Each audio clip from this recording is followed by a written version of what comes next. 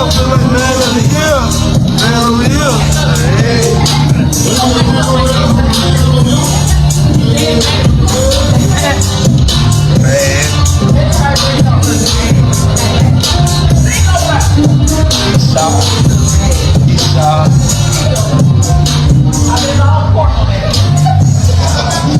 said it's all what on that pizza? Pork.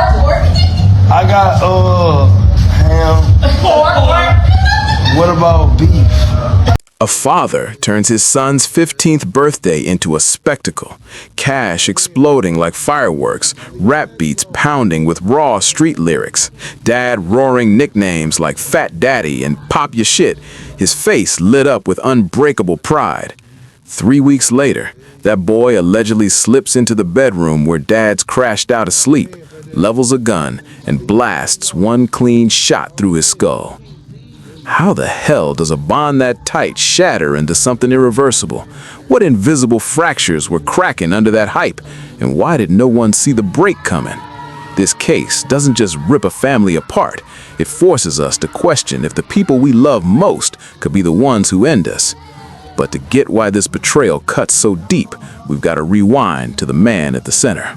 Johnathan Brown is grinding it out at 34 in a beat-up house on the 10,800 block of Glengarry Road, Glasgow Village, North St. Louis County's rough edge, where survival means dodging the daily bullshit and stacking whatever wins you can. He's got that wired energy his crew calls cool, aggressive when pushed, but hype as fuck otherwise, always overstimulated like he's chasing the high of proving he's more than his past. Word from those who knew him? He did 5 to 8 years inside, prison scars that left him raw, maybe wrestling untreated demons, but he clawed back out, determined to flip the script. On Facebook, as John Brown or John, he's all about his kids, posting pride bombs, preaching righteousness and God's path, like he's hell-bent on steering him clear of his old traps. But his 15-year-old son? That's the core. Their bond is ironclad, or so it looked. Dad throwing stacks of cash at parties, not for clout, but to watch the boy's face crack a grin in a world that rarely gives one. Jonathan's quirks shine through, calling the kid Fat Daddy in that over-the-top slang, mixing tough love with wild affection, always pushing do-right while battling his own shadows. He's the everyday hustler, flawed, fierce, the dad who'd fight the world for his blood, the one who should have had decades more, building that legacy, watching his son rise above the streets. Your brother, the guy from the block who nods hello but carries stories you'd never guess. Until it all imploded on January 7th, 2026. Rewind to late December 2025. Birthday bash in full swing. Video rolling, Johnathan hyping the room, money raining, hundreds fluttering down. Son in blue headphones, jacket zipped, scooping bills slow, his eyes distant, not hungry like you'd expect from a teen tasting freedom. Dad's voice booms over explicit rap, lyrics spitting about hood walks, dick-sucking regrets, raw survival. Fat Daddy, what up, gang? Talk your shit. Laughter echoes, but watch close. The boy's half-smile flickers. Something off.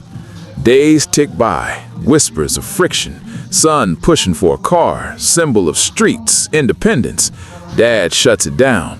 Arguments flare. You ain't ready. Tension coils. January 7th, afternoon haze. Johnathan crashes out asleep in his bed. House quiet. Too damn quiet. Pop. One shot. Head. Point blank. Blood pools. No fight, no scream. 4:51 p.m. 911 hits. Suspicious death. Cops roll up fast. North County Precinct. They push in. Find Johnathan sprawled, unresponsive, dead on scene. Gunshot wound, screaming execution. The son? Standing there. Expression blank. No tears ripping through like grief should. Just nothing. That void, that eerie calm is the detail that freezes blood. The one that screams this wasn't impulse. It was calculated. Final. 15-year-old now facing charges in a murder that took place last week in North St. Louis County. According to county police, it happened just before 5 p.m. on January 7th. Officers responded to a scene on Glengarry Road and found 34-year-old Johnathan Brown shot to death. Well, today, county police announcing they have arrested a 15-year-old boy, charging him with second-degree murder and armed criminal action. First Alert 4 right now is working to learn if that teen will be charged as an adult. St. Louis County Police, Bureau of Crimes Against Persons, jumps in hard. Initial read, domestic homicide, no break-in, no outsiders. Eyes lock on the obvious, the son. But here's the screw-up that could have blown it. Early hours, scene not locked down tight. Family milling around before full forensics. Potential contamination whispers through reports. Footprints smeared, maybe a phone grabbed too quick. Classic cop fumble in a high-pressure domestic, especially in a black neighborhood like Glasgow Village, where trust in badges runs thin. Lead detective, let's call him the no-nonsense vet with 20 years chasing shadows, pushes interviews, relatives crack, recent blow-ups over that car, streets calling the boy, dad clamping down hard to save him. Phone pings light up timelines. Social media dumps the birthday video, now Exhibit A. Freeze frames dissect the son's micro-expressions. Avoidance, resentment. Cops chase ballistics. Where'd the gun come from? Street buy? Dad's own? No answers yet, but delays in testing. Another potential misstep. Lab backlogs letting heat cool. Public erupts. Viral post from @RaindropsMedia1 explodes. 26K likes. Millions viewing that party clip turned nightmare fuel. Comments rage. Patricide pure evil versus what abuse pushed him. Media frenzy taints the pool. Speculation leaks. Pressure in juvenile court to seal tighter. And this is where shit gets strange. No prior red flags, school records cleanish, but why no welfare check after dad's prison history? Missed opportunity, systemic blind spot letting trauma fester unchecked. Keep that video in mind, it haunts every step. 4 days grind by, January 11, arrest drops, 15-year-old charged, second-degree murder, armed criminal action, juvenile lockup. But the hunt, far from over. Motive still buried. Evidence teetering on what that sealed court decides. Patricide hits different. Rare, brutal. Always rooted in rot that's been festering. Now, this is my take. Bold analysis drawn from patterns in cases like this. Not courtroom gospel, but it fits too damn well to ignore. 3 triggers dominate teen-on-dad killings. 1, chronic abuse boiling over, physical, sexual, emotional, that turns the victim into the avenger.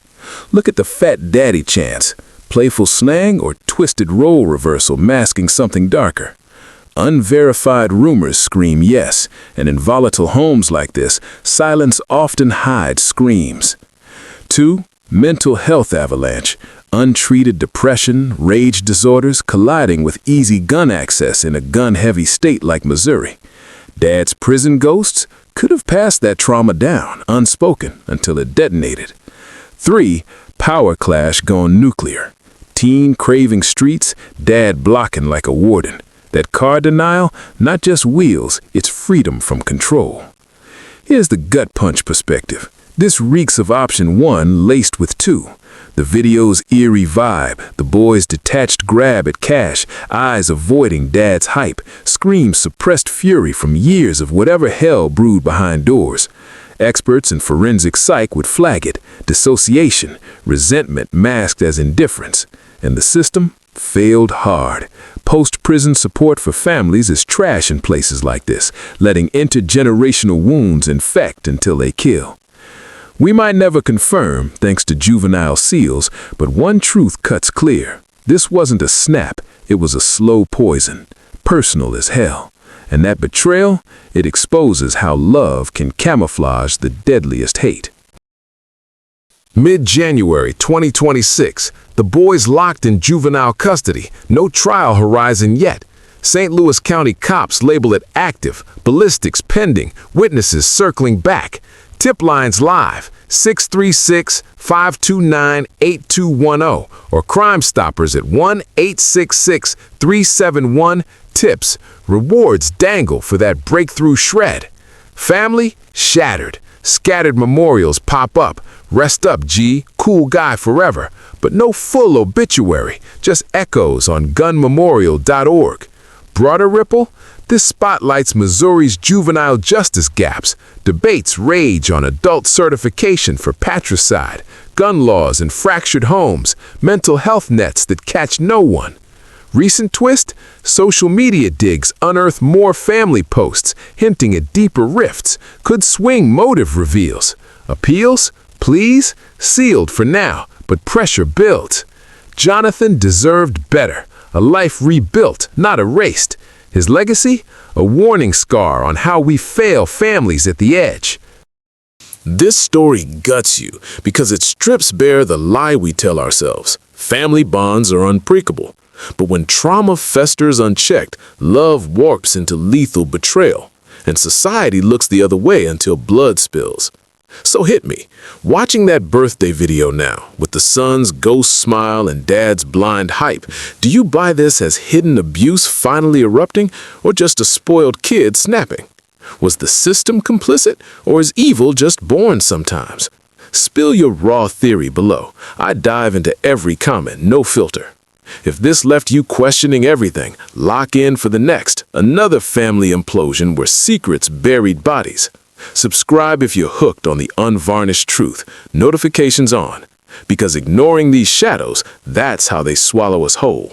Stay vigilant.